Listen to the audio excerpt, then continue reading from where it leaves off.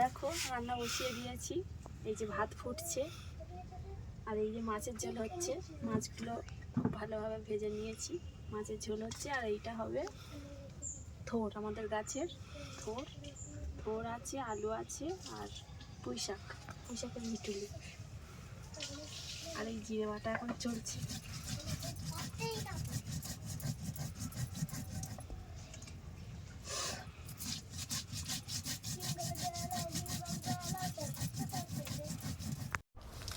দেখো আজকে রান্না করা শুরু করে দিলাম। প্রথমে তেলটা ভালো করে গরম করে নিলাম, কারণ আমাদের কাঠের উনুন একটু ধরাতে সময় লাগে।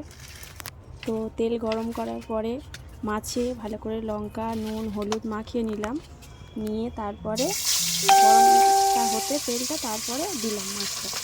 তো আজকে রান্না হয়েছিল আমাদের মাছের ঝোল আর থোড়, গাছের থোড় ভিটুলি আলু দিয়ে একটা ঘন্ট। আর হয়েছিল ডিমের শাক সিদ্ধ। ডিমের শাক খুব ভালো শরীরের পক্ষে, আলু দিয়ে ওটা মাখানো হবে। তো প্রত্যেকদিন রান্নার ভিডিও করার খুব ইচ্ছা থাকে, কিন্তু পারি না, কারণ কেউ ফোন ধরার মতো লোক নেই। কারণ আয়ুষের বাবা কাজে চলে যায়, আজকে রবিবার, বাড়ি ছিল। বললাম একটু ভিডিও করে দাও, ইচ্ছা থাকলেও পারি না।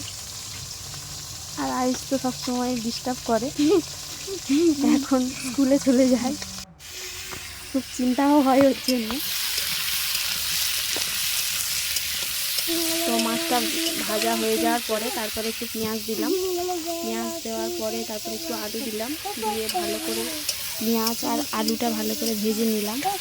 ভেজে নেওয়ার পর কিছুক্ষণ ভাজার পর তারপর একটু পরে বেগুন দিলাম, দিয়ে বেগুনটা ভালো করে ভাজলাম। ভেজে একটু লাল হয়ে গেলে তারপরে জল দিয়ে দেবো, দিয়ে ঝোল কমপ্লিট।